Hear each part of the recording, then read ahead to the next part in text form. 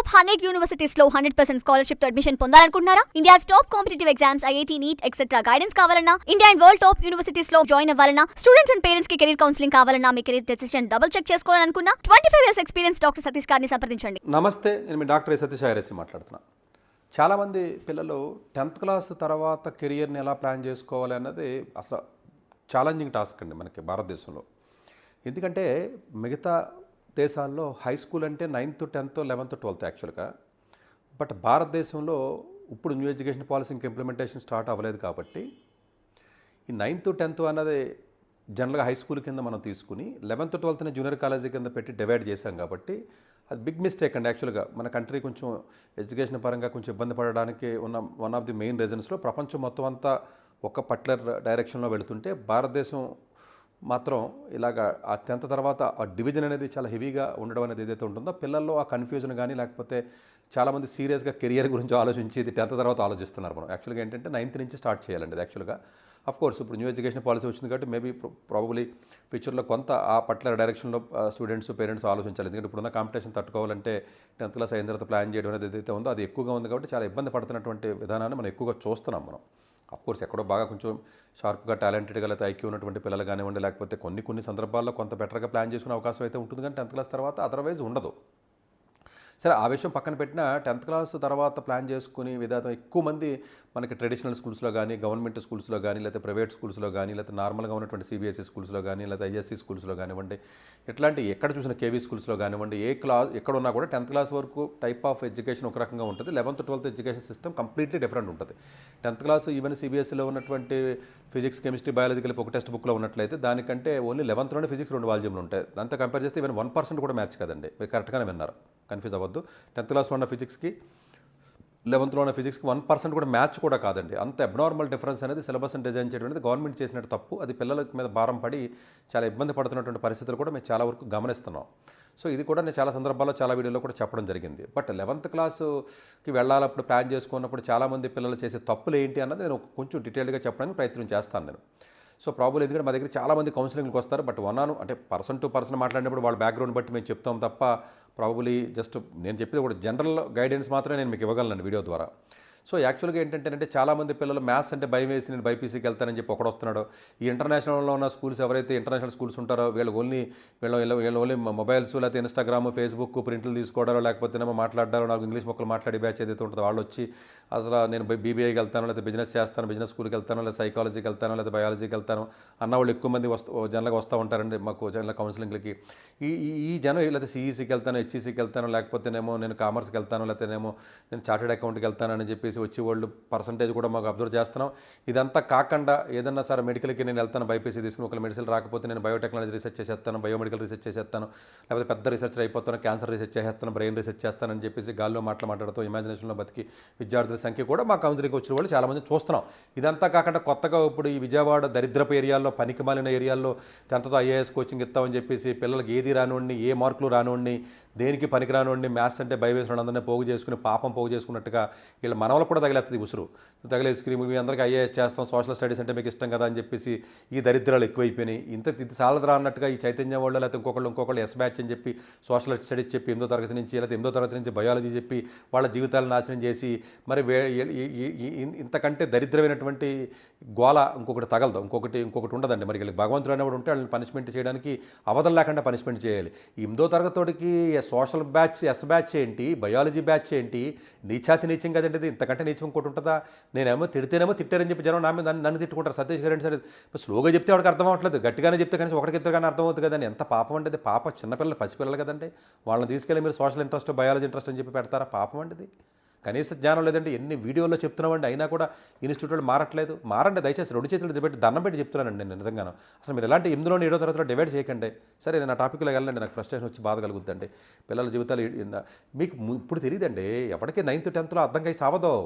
మీరు డిగ్రీ అయిపోయిన తర్వాత ఇవి కేఎల్యూలోనో లేకపోతేనేమో ఈ ఎస్ఆర్ఎంలోనో బయోటెక్నాలజీ చదివో, లేదా బయాలజికల్ సైన్స్ చదివో, ఫార్మా చదివితేనో, ఫుడ్ టెక్నాలజీ చదివితేనో, ఇలాంటి పనికిమాలిన దేనికి పనికిన రోడ్డు పక్కన ఉన్న కోర్సులు చదివితే, ఈ బయాలజీ బ్యాచ్లు టైర్ 3 కాలేజీలు చదివితే ఉద్యోగాలు రాకుండా బయట ఎంతమంది ఉన్నారో, సైకాలజీ చదివి ధ్యానం దేనికి పనికిన ఎంతమంది ఉన్నారో, ఇఫ్కా బిజినెస్లోనూ, కేఎల్యూలోనూ, లేకపోతే గీతంలోనూ, లేకపోతే వేరే చోట రోడ్డు ఉన్న బీబీఎల్ చదివి వాళ్ళు ఎంతమంది రోడ్డు మీద ఉన్నారన్న విషయం తెలియాలంటే వాడికి ఫైనల్ అయిపోవాలి. నేను ఎక్స్పీరియన్స్ అయితేనే నాకు లైఫ్ ఎక్స్పీరియన్స్ వస్తుంది, ముందు నాకు అవ్వదని చెప్పి చాలామంది అనుకుంటున్నారు. బట్ ఎక్స్పీరియన్స్ అయితేనే మనం లైఫ్ నేర్చుకుందామంటే 500 ఏళ్ళు కూడా సరిపోదు. ఇది చెప్పినా కూడా మీకు అర్థమవుతుందని నేను అనుకోవట్లేదు. మీకు అర్థమవుతున్న విషయం మీద నాకు క్లారిటీ ఉంది. పక్కన పెట్టిన పాయింట్. ఇప్పుడు పాయింట్లోకి వస్తాను. 10th క్లాస్ తర్వాత కెరియర్ని ఎలా ప్లాన్ చేయాలంటే ఫస్ట్ ఆఫ్ ఆల్ మీకు తీసుకోవాల్సినటువంటి జాగ్రత్తలు ఏంటంటే అసలు ఆ 10th క్లాస్లో చదివినటువంటి స్టూడెంట్ యొక్క నాలెడ్జ్ లెవెల్ ఎంత, పాయింట్ నెంబర్ 1. వాళ్ళకు ఉన్నటువంటి మ్యాథమెటికల్ స్కిల్ ఎంత, వాళ్ళకి ఇంతకుముందు ప్రీవియస్గా 10th క్లాస్లో ఎన్ని మార్కులు వచ్చే అవకాశం ఉంది. మార్కులు ఇంపార్టెంట్ అంటే 100% ఇంపార్టెంటే. మార్కు చదువురాని ప్రతి ఓడు, లేజీగా ఉన్న ప్రతి ఓడు మార్కులు అవసరం లేదు, నాకు తెలివి ఉంటే సరిపోద్దని చెప్పుకుని ఎంతకాలం బతుకుతారా మీరు? నాకు అర్థం కాదు. పేరెంట్స్ పిల్లలను మారండి కనీసం, చెప్తున్నాను కదా. మీకు ఎలాగ చదువు మీద అవగాహన ఉండదు. పిల్లలు వచ్చి 10th క్లాస్లో మార్కులతో మాకు పని ఏంటి సార్, అవసరం ఏంటని చెప్పి మా స్కూల్లో ఉన్న టీచర్ చెప్పారంటారు. ఊరే టీచర్లకి 2 చేతులకి దండం పెట్టి చెప్తున్నాను, మార్కులు అవసరం లేదని చెప్పకంటారా? 10th 12th మీకు దండం పెడతాను నేను. అసలు చెప్పకంటే మీకు నాలెడ్జ్ ఉండదు. మీరు ఏదో పాఠాలు చెప్పుకునే మాస్టర్లు అంతే. మీకు రేపొద్దున ఫ్యూచర్లో పీజీ ఎలా ఉంటుంది, యూజీకి ఎలా ఉంటుంది, లేదా ప్లేస్మెంట్లో ఎలా చూస్తారు, ఈ మార్కులకి అడ్మిషన్స్ కానీ సంబంధం ఉందా, లేకపోతే మ్యాథ్స్ ఇంట్రెస్ట్ లేదా కామర్స్కి పో, సైకాలజీకి వెళ్ళిపో, లేకపోతేనేమో బిజినెస్ చేస్తావా బీబీఐకి వెళ్ళిపో, లేకపోతే సోషల్ ఇంట్రెస్ట్ సివిల్ సర్వీస్కి వెళ్ళిపో అని చెప్పేసి రాంగ్ గైడెన్స్ ఇచ్చి పిల్లల్ని నాశనం చేస్తున్నారు. ఇది సాలరా అన్నట్టుగా ఈ చాట్ జీపీటీలో గూగుల్ వచ్చిందో దాంట్లోకి వెళ్ళి పాపం పిల్లలు వాళ్ళ నొక్కుంటే మొన్న పిల్లలు చెప్తుంది బీఏ చదవచ్చు కదా, బీఏ చదివి నేను మంచి బీఈడీ చదివి మంచి టీచర్ అవుతానని చెప్తుంటుంది. అవ్వచ్చమ్మా, మరి బీఏ టీచర్ అవ్వడం కదమ్మా, ఎన్సీఈటీ ఎగ్జామ్ ఒకటి ఉంటుంది, ఎగ్జామ్ రాసుకోవాలమ్మా చక్కగా. నువ్వు రాసుకుని మంచి ఎన్ఐటీలకు మంచి ఐఐటీలకు వెళ్ళాలి. అక్కడ బీఏ బీఈడీ ఉండదమ్మా, ఓన్లీ బీఎస్సీ బీఈడీ ఉంటుంది. కొంచెం ఇబ్బందికరమైన ఏదో మ్యాథ్స్ చదువుకుని నువ్వు చక్కగా ఆ బీఎస్సీ బీఈడీకి వెళ్ళి చదువు అంటే, లేదంటే గూగుల్ అలా చెప్పలేదంటే బీఏ చదువుకున్నా కొంచెం చాట్ జీపీటీకి మీరే క్వశ్చన్ అదే ఆన్సర్ చెప్పుద్ది. చాట్ జీపీటీ దాన్ని పోయిందే ఉంది, సైకాలజీ చదివితే ఉద్యోగాలు వస్తాయంటే వస్తాయని చెప్పుద్ది. అంతే తప్ప మీరు ఏ కాలేజీలో చదువుతారు ఏంటి అంత డీటెయిల్గా మీరు అడగడం రాదు కదండి. ఆ ప్రాంప్ట్ ఇవ్వడం కాదు, దానికి తెలివి ఉండాలి కదా. మీకు కన్వీనియంట్గా కావాల్సినట్టుగా ప్రాంప్ట్ ఇస్తారు, మీకు ఆన్సర్ పాజిటివ్గా రావాలని. అందులో ఇచ్చిన మొత్తం పాయింట్లో మీకు పాజిటివ్గా ఉన్న పాయింట్ తీసుకుంటూ ఉంటారు. సరే పక్కన పెట్టండి, అది వేరే విషయం. కానివ్వండి 10th క్లాస్లో ఫస్ట్ మీరు చేయవలసినటువంటి పాయింట్ క్లియర్గా ఏంటి అంటే 10th క్లాస్లో వీళ్ళకి మ్యాథమెటిక్స్ కానీ ఫిజిక్స్ మీద కానీ నాలెడ్జ్ ఎంత ఉంది, పాయింట్ నెంబర్ 1. ఏదైనా కాంపిటేటివ్ ఎగ్జామ్స్ ఏమైనా రాసిన అనుభవం ఉందా, ఏదైనా ఒలింపియాడ్స్ కానీ అదర్ కాంపిటేటివ్ ఎగ్జామ్ కానీ జేఈ ఫౌండేషన్ ఉన్నారా లేరు. లేకపోతే వాళ్ళు సిబిఎస్ఈ వేరే బోర్డులో చదువుతుంటే వాళ్ళ నాలెడ్జ్ ఏ విధంగా ఉంది, 10th క్లాస్లో మార్కులు ఏ విధంగా వస్తాయి. మార్కులు తక్కువతే ఏదైనా బెటర్మెంట్ రాయండి, తన్ని పెట్టి కూర్చున్నారు. సిబిఎస్ఈ ఎగ్జామ్ రాసిన అందరూ 3 సబ్జెక్టులు రాయండి అంటే మా దగ్గర కౌన్సిలింగ్ వచ్చిన ఒకటే రాస్తామని చెప్తారు. ఒకటేంట్రా బాబు 3 రాయండి అని చెప్తుంటే అర్థం కావట్లేదు. వాళ్ళకి 80 వచ్చినా కదా సరిపోతాయి అంటే నాకు అర్థం కాదు. 80 వస్తే సరిపోదన్న విషయం చెప్తుంటే కూడా నీకు నువ్వే ఆలోచించుకుని తెలివిగా 80 సరిపోద్దని చెప్పి అంత స్థితికి మీరు ఎదిగారని మీరు అనుకుంటే మీ అమాయకత్వమే కదా, మీకు తెలియదు కదా. IIIT హైదరాబాద్లో 12th మార్కులతో ఇచ్చి IIIT హైదరాబాద్లో 12th మార్కులతో ఎంట్రీ ఉంటుందని చెప్పాను కదా. 993కి మనం రాలేదు. ఎవరితో చెప్పుకుంటా పోయి నువ్వు మార్కులు అవసరం లేదని చెప్తావు. అన్నా యూనివర్సిటీలో 100% కట్ ఆఫ్ పెట్టాడు, 99.8 కూడా కాదే. మ్యాథ్స్ ఫిజిక్స్ కెమిస్ట్రీ స్టేట్ బోర్డుకి 100% కట్ ఆఫ్ పెట్టాడు. 100% సరిగానే విన్నారు మీరు. మళ్ళీ ఇది అర్థమే సావదు మీకు. 100% కట్ ఆఫే 100కి ఎంత కాదు, 100కి 100 కట్ ఆఫ్. ఇంకా మార్కులకి ఇంపార్టెన్స్ లేదని చెప్తే నేనేం మాట్లాడతానండి, నాకు అర్థం కాదు. ఇలాంటివి ఇవన్నీ ఉన్నాయి, 100 ఉన్నాయి మార్కెట్లో. దయచేసి అర్థం చేసుకుంటాం, మీకు దండం పెట్టి చెప్తున్నాను 2 చేతులు ఎట్టి. 10th 12th మార్కులకి తక్కువ. ప్రతి సిబిఎస్ఈ విద్యార్థి కూడా మళ్ళీ బెటర్మెంట్ రాయండి. అసలు ఫస్ట్ సూచన ఇది. 10th ఏమాత్రం అవకాశం ఉన్నా రాయండి అమ్మ దయచేసి. మీరు బ్రెయిన్ అప్లై చేయకండి. ఐజీసీఎస్ కూడా రాయండి. మా దగ్గర ఐజీసీఎస్ కౌన్సిలింగ్కి వచ్చిన పిల్లలు కూడా చెప్తున్నాను రాయండి రా బాబు అని చెప్తుంటే అవసరం లేదని ఆడి చెప్తే ఇట్లా అర్థం కాదు. స్కూల్లో టీచర్ చెప్పారంటారా, నీ లేజినెస్కి పరాకాష్ట అవసరం లేదండి. దేనికి అవసరం లేదు నాకు అర్థం కాదు. దేనికి పనికి వస్తాయి ఆ బి గ్రేడ్లు సి గ్రేడ్లు, ఎవడిని పట్టించుకుంటాడో. ఈ దీంతో పని ఏంటి సార్, నాలెడ్జ్ ఉంది రాకుండా ఏం రాసావు, ఏమైనా ఎన్ఎస్సీ చేసి రాసావా, ఎన్ఎంటీసీ రాసావా, ఐఓక్యూఎం ఎగ్జామ్ రాసావా, ఏం రాసావు పోనీ ఎగ్జామ్లు, నీకు తెలివి ఉందని చెప్పడానికి ఉంది అని. సో దయచేసి 10th క్లాస్ మార్కుల మీద ఫోకస్ పెట్టండి. ఎందుకంటే అది నెక్స్ట్. ఇది లేదు సార్ మాకు మ్యాథ్స్ లేదు, లేకపోతే నాకు 10th మార్కులు లేవు, నేనేం చేయాలి, తప్పు లేదు. నెక్స్ట్ క్వశ్చన్ అది.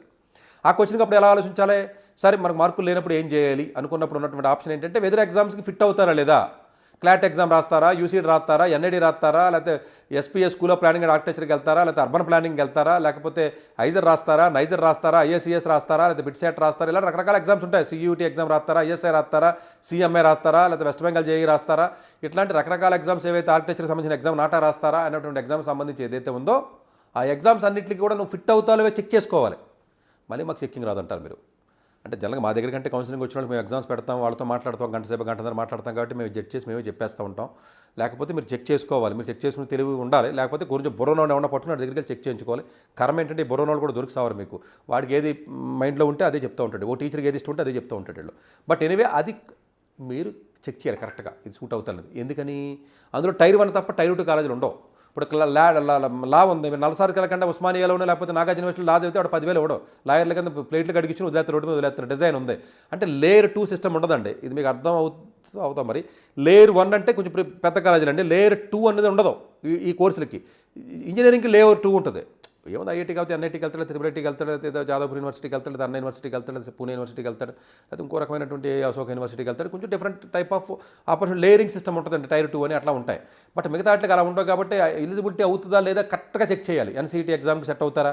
అది మీరు ఓవర్ కాన్ఫిడెన్స్ మా పిల్లలు తెలివైందండి, మా పిల్ల ఏదైనా చదువుద్ది, మా పిల్లకి మ్యాథ్స్ బాగా వచ్చు, ఈ మాటలు మానేయండి రాబా, మీకు దండం పెడతాను. ఇవన్నీ నడవవు. ఓకేనా? మీ ఇంట్లో ఉన్నంతవరకు ఇవన్నీ నడిస్తే బయటకు వచ్చిన తర్వాత కుదరదు. ఇవన్నీ కాంపిటీషన్ ఎక్కువ ఉంటుంది కాబట్టి ఆ పేపర్లు డౌన్లోడ్ చేసుకుని ఆ పేపర్లు రాసుకోవాలి. మీరే రాసుకుని చెక్ చేసుకోవాలి. ఆ చెక్ చేసినప్పుడు క్లారిటీగా చెక్ చేయాలి. ప్రిపేర్ అవ్వకుండా నాకు 130 వచ్చినాయి కదా సార్, 60 మార్కులు కట్ ఆఫ్ అంటే ప్రిపేర్ అయితే ఇంకొక 30 పెరిగిపోతాయి కదా అంటారు. అలా పెరగవు. అది న్యాచురల్గా ఉన్న ఐక్యూ లెవెల్కి సంబంధించిన ఎగ్జామ్స్ ఇవన్నీ కూడా. ఇప్పుడు బిట్స్ డిజైన్ ఉంది, లేకపోతే బిట్స్ లా ఉంది, ఇవి చెక్ చేసుకోవాలి. ఇవన్నీ లేదు, ఇది కూడా మనకి కాంపిటేటివ్ ఎగ్జామ్స్ పనికిరాదు. 10th క్లాస్లో మార్కులు బాగున్నాయి, 10th క్లాస్ మార్కులు బాగున్నప్పుడు అబ్రాడ్లో ఉన్న ప్రీమియర్ కాలేజీలు ఉంటాయి, ఎలైట్ యూనివర్సిటీస్ ఉంటాయి, పెద్ద పెద్ద కాలేజీలకు. ఆ కాలేజీలో స్కాలర్షిప్లు వెళ్ళొచ్చు అంటే వెళ్ళొచ్చు.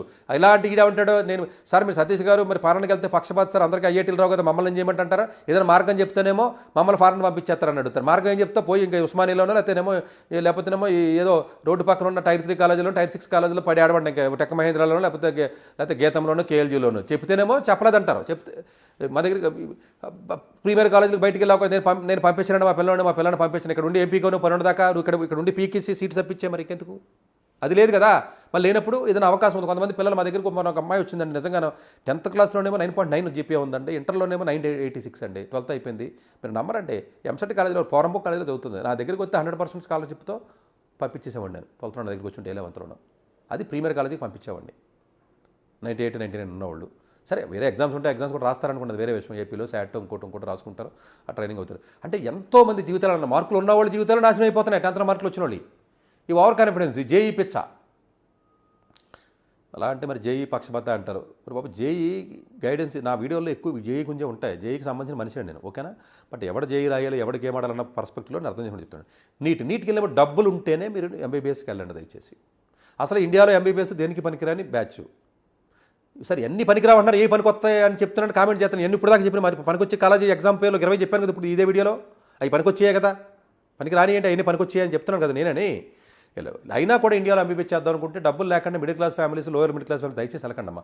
ఫైనల్గా పారామెడికల్ కోర్సులకి లేకపోతే నర్సింగ్కి, ఫిజియోథెరపీకి వెళ్ళవలసి వస్తుంది. ఈ ఆయుర్వేద వాళ్ళు కూడా సరిగ్గా ఉద్యోగాలు అవి లేవు. వెటర్నరీ కొంచెం బాగానే ఉంటుంది కంపారిటివ్లీ. బట్ ఎనీవే అది కొంచెం జడ్జ్ చేసుకుని డబ్బులు లేకుండా వెళ్ళకండి. డబ్బులు ఉన్నాయనుకోండి, నిజంగా డబ్బులు ఉంటే అసలు మీకు యూఎస్ లైసెన్స్ వస్తే ఒక్కొక్కటికి 20 లక్షలు 15 లక్షల జీతాలు వస్తూ ఉంటాయి. US residency ultimate. ఇంకా యూఎస్ కానీ ఈవెన్ ఆస్ట్రేలియా కానీ, యూకే కొంచెం తక్కువ అనుకుంటే పక్కన పెట్టండి. But still okay. Of course Europe కూడా వెళ్ళొచ్చు, ఈవెన్ సింగపూర్ కూడా వెళ్ళి మనం చదివే అవకాశాలు ఉంటాయి. ఆఫ్కోర్స్ వేరే మంచి మంచి కంట్రీస్ వెళ్ళి చదివే అవకాశాలు ఉంటాయి. ఈవెన్ ప్యారిస్ కానీ ఈవెన్ ఇట్లాంటి కొంచెం మంచి మంచి కాలేజెస్లో ఉంటే అలా కూడా వెళ్ళొచ్చు. సార్ ఇలా మాకు డబ్బులు పెట్టుకునే ఉద్దేశం పెట్టుకోలేము, మా వల్ల అవ్వదు, మమ్మల్ని ఏం చేయమంటారు? డబ్బులు లేవు, మాకు తెలియలేదు, మమ్మల్ని ఏం చేయమంటారు? అలాంటి ఏం చేయాలి? ఏ జర్మనీ లాంగ్వేజ్ ఇంకో లాంగ్వేజ్ నేర్చుకుని సో అక్కడ కొన్ని డిప్లొమా కోర్సులు లాంటివి ఉంటాయి, ఫ్రీగా ఉంటాయి కోర్సులు, దానికన్నా పోవాలి. ఆ లాంగ్వేజ్ నేర్చుకుంటే 2 ఏళ్ళు పడుతుంది. ఆ 10th క్లాస్తో పాటు 2 ఏళ్ళు నేర్చుకోవాలి. దానికి ఏదైనా ఒక ప్లానింగ్, దానికి ఒక సెటప్ ఉండాలి. మీరు సగం బ్రెయిన్ అప్లై చేస్తే కుదరదు. దానికి ఆప్షన్ ఉందంటే ఆప్షన్ ఉంది. సో జనరల్గా జర్మనీ లాంటి వాటికి ప్లాన్ చేసుకుని ముందు జర్మన్ లాంగ్వేజ్ నేర్చుకుని ₹1000 లేకుండా 70-80% స్టూడెంట్ వెళ్ళొచ్చు అంటే వెళ్ళొచ్చు. ఇదంతా కాదు సార్, మాకు తెలివి లేదు, మ్యాథ్స్ లేవు, మార్కులు లేవు, డబ్బులు లేవు. అటువంటిప్పుడు ఏ కలనరీ ఆర్ట్స్కో లేదా ఏ డిజైన్కో అలాంటి వాటికి కొన్ని కాలేజీకి వెళ్ళి ఏ నెలకు 25,000-30,000 వచ్చి కోర్సులు ఉంటే వాటికి పోవాలి. సో ఇది అంతేకాకుండా లేకపోతే నాకు సోషల్ ఇంట్రెస్ట్ అని సివిల్ సర్వీస్ చదువుతాను లేకపోతే ఇలాంటి ఏదో మాటలు ఏదైతే ఉంటాయి మానండి. ఇది మొత్తం 2 రాష్ట్రాల్లో కలిపి 100లో 2 ర్యాంకులు రాలేదు, మొత్తం 950 మందికి 30 మార్కులు కూడా రాలేదు. ఈ కోచింగ్ సెంటర్లు ఏమన్నా అంటే అన్నానంటానంటే నేను నిజంగా రిక్వెస్ట్ చేసి మాట్లాడుతున్నానండి. ఈవెన్ బాలలత గారు కానీ లేకపోతే నేను ఎవరిని నొప్పించాలని ఉద్దేశం కాదండి, దయచేసి నన్ను నెగిటివ్గా తీసుకోవద్దండి.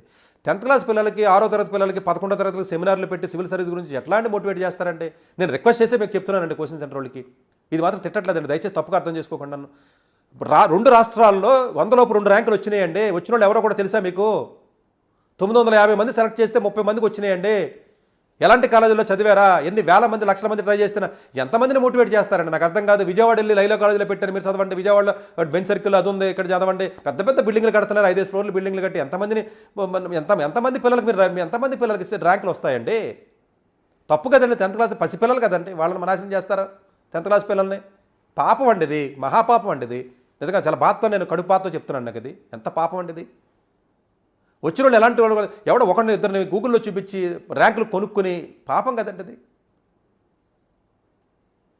అసలు ఆ పాయింట్ వస్తే నిజంగా నాకు చాలా బాధ కలుగుద్దండి నిజంగా. బట్ నా మాట ఎవడ ఏంటంటే మూర్ఖులు మీరు పేరెంట్స్, అందుకునే పేరెంట్స్కి బుర్ర ఉండదని అందుకే చెప్తాను. పేరెంట్స్కి బుర్ర అంటే ఈ కారణం ఎందుకు? ఇలాంటి ఏదో పొలిటీషియన్స్ని ఎందుకు సెలెక్ట్ చేసుకుంటాం, ఇలాంటి ఎడ్యుకేషన్ మినిస్టర్ని ఎందుకు సెలెక్ట్ చేసుకుంటాం? బుర్ర లేదు అత్తమాను మాకు బుర్ర లేదు అని తిడతారంటారు కదా. బుర్ర ఉండి సత్తే ఈ ఎడ్యుకేషన్ సిస్టమ్ ఎలా ఎందుకు తగలడదు మనకే? మీకు జనాలకి బుర్ర ఉంటే ఈ ఎడ్యుకేషన్ సిస్టమ్ ఎంత వరుసగా ఎందుకు తయారవుతుంది మనకే? ఎవరి రౌడీలకి లేకపోతే పనికిరాని నా కొడుకులు అందరికీ ఓట్లు వేస్తున్నాం కదా మనమేని. మనకే ఈ తెలివి ఉంటే ఈ కారణం ఎందుకు మనకే? ఆ కోచింగ్ సెంటర్ మీద కొరడాలు ఎవడ కంట్రోల్ చేయడం వాటి మీద ఎవడ కంట్రోల్ ఏమి ఉండదా? ఏమి కంట్రోల్ ఉండదు. 10th క్లాస్ పిల్లల్ని పాపం అండి అలాంటి పనులు చేయకండి. ఈ స్కూల్ వాళ్ళు కూడా నేను రిక్వెస్ట్ చేస్తున్నానండి, ఎస్ బ్యాచ్లని, బయాలజీ బ్యాచ్లని, సోషల్ బ్యాచ్ని విడదీయకంటారా. 10th క్లాస్ వరకు మ్యాథ్స్ నేర్పించండి అమ్మా. అలాగంటే మ్యాథ్స్ పక్షం అయితే మ్యాథ్స్ రాకపోతే మమ్మల్ని ఏం చేయమంటారు? సతీష్ గారు మ్యాథ్స్ వచ్చినోడే బతుకుతాడా, మ్యాథ్స్ వచ్చినోడు కాబట్టి దేనికి పనికిరాడా, సోషల్ స్టడీస్ లేకపోతే లైఫ్ వెళ్ళి ఏంటి సోషల్ స్టడీస్? డ్రైనేజ్ వాటర్ కంటే టిష్యూ పేపర్ కంటే ఏనంగా చూస్తారు బయట డిగ్రీని. అర్థం చేసుకోవాలి కదా మీరు కూడాను, దాన్ని చూసుకుని మీరు చేసుకోవాలి కదండి ఇవన్నీ. సో నేను అనేది 2024కు ముందు వేరు, 2024 తర్వాత ఎరా మారిపోయింది. దయచేసి అర్థం చేసుకోండి. దీని ఇప్పుడంతా quantum, robotics, energy sector, space, data centres, క్లైమేట్కి సంబంధించింది, రేర్ ఎర్త్ మెటీరియల్స్, అగ్రికల్చర్లో టెక్నాలజీసు, మెడికల్లో lot of research, drug discovery, ఇట్లా రకరకాల థింగ్స్ అన్నీ కూడా మీకు వస్తున్నాయండి. ఇవన్నీ కూడా ఇన్ని రకాలు మీకు ఎప్పుడైతే మీకు వస్తున్నాయో దీని అంతా దృష్టిలో పెట్టుకుని ఆ కోర్సెస్లోకి వెళ్ళాలి. దయచేసి 10th క్లాస్ అయిపోయిన తర్వాత మీరు సిఈసీలు, హెచ్ఈసీలు జాయిన్ 12th వరకు దయచేసి నేను రిక్వెస్ట్ చేస్తున్నానమ్మా. మీరు ఇంజనీరింగ్ వెళ్ళొద్దు, ఐఐటీలు కొట్టద్దు, వీలున్నంత వరకు మ్యాథ్స్లో ఉండండి అమ్మా దయచేసి. దేనికి వెళ్ళాలన్నా తర్వాత మీరు ఏం గంతులు ఎత్తారో గంతులేసి తగలడండి కనీసం. అక్కడ దాకా మాత్రం దయచేసి ప్లానింగ్ కరెక్ట్గా చేయండి. సరే ఏ బోర్డుకి వెళ్తే బెటరో ఏంటి అన్నది ఏదైతే ఉంటుందో నేను సపరేట్గా వీడియో చేస్తానండి, ఎందుకంటే ఇందులో నేను కలపదలుచుకోలేదు. 10th క్లాస్లో ఇవన్నీ మీరు కొంతమంది గవర్నమెంట్ జాబ్కి వెళ్ళి ఇంట్రెస్ట్ ఉంది, వెళ్ళండి, నేను కాదంటలేదు. 12th వరకు మీరు మ్యాథ్స్లో అది చదవండి, మంచి డిగ్రీ జాయిన్ అవ్వండి, డిగ్రీతో పాటు గవర్నమెంట్ జాబ్ ప్రిపేర్ అవ్వండి. మీరు బ్యాంక్ ఉద్యోగానికి వెళ్తారు కదా, వెళ్ళండి, నేను వద్దనట్లేదండి. ఇవి లక్షల్లో రాస్తారు, 100లో ఉంటాయి. ప్రాపర్ డిగ్రీ, మంచి డిగ్రీ వెనకాల పెట్టుకుని తద్వారా మీరు ప్లాన్ చేసుకోండి తప్ప ప్రాపర్ డిగ్రీ మీరు బ్యాక్ ఎండ్లో సరైనటువంటి డిగ్రీ మీకు లేకుండా, మీ దగ్గర ప్రాపర్ డిగ్రీ మీకు లేకుండా మీరు ఇలాంటి ఓవర్ ఎక్స్పెక్టేషన్స్లో 70,000 జోసాలో 70,000 జేఈ సీట్లు ఉంటే అందులో ఒక్క సీటు కొట్టడం చేత కాదు, కానీ రాష్ట్రం మొత్తం మీద 10 మంది ఉద్యోగాలు ఉంటే 10 మంది కొట్టేస్తానని చెప్తున్నారు. ఎంత తప్పండి అది నాకు అర్థం కాదు. ఇన్స్టిట్యూట్ వాళ్ళు ఎంతలా మోటివేట్ చేసి మిమ్మల్ని నాశనం చేస్తారంటే, పిల్లల జీవితాలు నాశనం చేస్తారు. ఇన్స్టిట్యూట్ వాళ్ళకి బుద్ధి ఉందండి కనీసం? పాపం అన్న తింటారు, గడ్డి తింటారు వీళ్ళు, నాకు అర్థం కాదు. 10th క్లాస్లో 60 మార్కులు 70 మార్కులు లేనట్టు కూడా జేఈ సీట్ ఇస్తారండి. జేఈలో ర్యాంక్ రాదని మీకు తెలియదా? ఓపెన్ కేటగిరీ ఓబీసీ వాడిని కూడా పట్టుకొచ్చి 10th క్లాస్లో కానీ మార్కులు రాకుండా కనీసం జేఈ అంటే తెలియకుండా కనీసం 4 లెక్కలు చేయడం రాని పట్టుకుని ఇంటర్మీడియట్ చెప్పడం మానేసి జేఈ అని చెప్పేసి 2.5 లక్షల జీతం ఎక్కువ ఫీజు ఎక్కువ తీసుకోవాలి కదా అని చెప్పేసి జేఈ అంటే ఫీజు ఎక్కువ వస్తుంది, ఓన్లీ ఇంటర్మీడియట్ అంటే ఫీజు ఎక్కువ రాదని కోచింగ్ సెంటర్ వాళ్ళు మోసం చేసి జేఈ అని చెప్పి తీసుకుని ఇంటర్మీడియట్ మార్కులు కూడా రాకుండా ఎటు కాకుండా పాపం డిప్రెషన్లోకి వెళ్ళి బాధపడుతున్నారా పిల్లలు? ఈ జ్ఞానం ఉండద్దా స్కూల్ వాళ్ళకే? తల్లిదండ్రులకి ఆశ తప్ప ఏముండదో? ఈ నారాయణ వాళ్ళకి బుద్ధి లేదు, జేఈ మైండ్స్ చెప్పడం అని అడ్వాన్స్డ్ చెప్పి ఎంతమంది జీవితాలు నాశనం చేస్తున్నారంటే నాకు అర్థం కాదు. ఇంకా విజయవాడలో వచ్చిన కొత్త ఇన్స్టిట్యూట్లో మీకు బేసిక్స్ ఏమక్కర్లేదు, బ్రిడ్జ్ కోర్స్ పెట్టేస్తాం, ఫౌండేషన్ పెట్టేస్తాం, మీరు యావరేజ్గా ఉన్నా పర్లేదు, బిలో యావరేజ్గా ఉన్నా పర్లేదు, మేము ర్యాంకులు రప్పిస్తామని చెప్పేసి జాయిన్ చేసిన ఒక్కటి 2 లక్షలు 3 లక్షలు చేసుకుని ఇంటర్మీడియట్లో కనీసం 80-85% లేకుండా రోడ్డు మీద వదిలేస్తున్నారే, పాపం కదా. డాక్టర్ ఎస్ సతీష్ గారు ఏపీ తెలంగాణ విద్యార్థులకు సుపరిచితమైన పేరు. సతీష్ గారు 2001 యూపీఎస్సీ పరీక్షల్లో ఇండియన్ రైల్వే విభాగంలో ఉద్యోగం సాధించారు. సతీష్ గారు చదివిన చదువులు engineering, MTech, MBA executive MBA, MSc, MBA HR, MA psychology లాంటి పోస్ట్ గ్రాడ్యుయేషన్ డిగ్రీతో పాటు డాక్టరేట్ కూడా చదవటం జరిగింది. సతీష్ గారు నిరంతర విద్యార్థి. అలాగే సతీష్ గారు పలు ప్రతిష్టాత్మక కాంపిటేటివ్ పరీక్షలో యూపీఎస్సీ నిర్వహించే సివిల్ సర్వీస్ పరీక్షలో 179వ ర్యాంక్, అలాగే ఇంజనీరింగ్ సర్వీస్ లో 24వ ర్యాంక్, గేట్ ఎగ్జామ్ లో 4వ ర్యాంక్, క్యాట్ ఎగ్జామ్ లో 99.8%, జిమాట్ 76 స్కోర్, ఇలా పలు కాంపిటేటివ్ ఎగ్జామ్స్ లో మొదటి ప్రయత్నంలోనే ఎన్నో ర్యాంకులు సాధించారు. ఎన్ని క్వాలిఫికేషన్ డిఫరెంట్ పరీక్షలు ర్యాంకులు సాధించిన వ్యక్తులు మన ఇండియాలో చాలా అరుదనే చెప్పాలి. ఇలాంటి అకాడమిక్ లో పరంగా, కాంపిటేటివ్ పరంగా ఇన్ని ర్యాంకులు సాధించడంతో పాటుగా గవర్నమెంట్ ఉద్యోగం చేస్తూ పలు అవార్డులు తీసుకున్నారు. సతీష్ గారికి జోనల్ లెవెల్లో general manager award, all India లెవెల్లో నేషనల్ లైఫ్ టైమ్ అచీవ్మెంట్ గుర్తింపు దక్కాయి. Accreditation of president lifetime Sevashri award Andhra Pradesh మంత్రి నుంచి అందుకున్నారు. వీటితో పాటు పలు రకాల అవార్డులను అందుకున్నారు. ఎన్నో ప్రతిష్టాత్మక ఆర్గనైజర్స్ పర్మనెంట్ మెంబర్ గా ఉన్నారు. కష్టపడి పైకి వచ్చిన వ్యక్తి కావటం వల్ల గత 20 సంవత్సరాల నుంచి ఎంతో మంది చిన్నపిల్లల దగ్గర నుంచి 5, 6 తరగతుల విద్యార్థుల నుంచి పెద్ద పీజీ, పీహెచ్డీ కాలేజీలకు వెళుతూ విద్యార్థులకు అవగాహన కల్పిస్తుంటారు. ప్రతి విషయంపైన డాక్టర్ సతీష్ గారు స్పష్టమైన అవగాహన కలిగి ఉన్నారు. డాక్టర్ సతీష్ బలంగా నమ్మే సూత్రం ఏంటంటే అవేర్నెస్ ఈజ్ ఎవ్రీథింగ్. మనిషికి అవేర్నెస్ ఉంటే ఏదైనా సాధించగలరు. ఒక్క మోటివేషన్ తోనే కాదు, ఏది చేయాలి, ఏది చేయకూడదు, ఎలాంటి డెసిషన్ తీసుకోవాలి అన్న విషయాలపై, ముఖ్యమైన విషయాలపై అవగాహన కల్పిస్తుంటారు. అలాగే గవర్నమెంట్, ప్రైవేట్ జాబులే కాకుండా ప్రపంచ దేశాల్లోని జాబ్స్ పై కూడా అవగాహన కల్పిస్తుంటారు. ఉద్యోగాలతో పాటు పెద్ద చదువులైన ఐఐటి వంటి వాటిపై సెషన్స్ నిర్వహిస్తూ ఉంటారు. ఇప్పటి వరకు 3 లక్షల సెమినార్స్ ఒక్క రూపాయి తీసుకోకుండా ఉచితంగా నిర్వహించారు. ఇందులో భాగంగా మన 99 టీవీ ద్వారా విద్యార్థులకు మోటివేషన్ ఇవ్వటానికి మీ ముందుకు వస్తున్నారు డాక్టర్ సతీష్ గారు.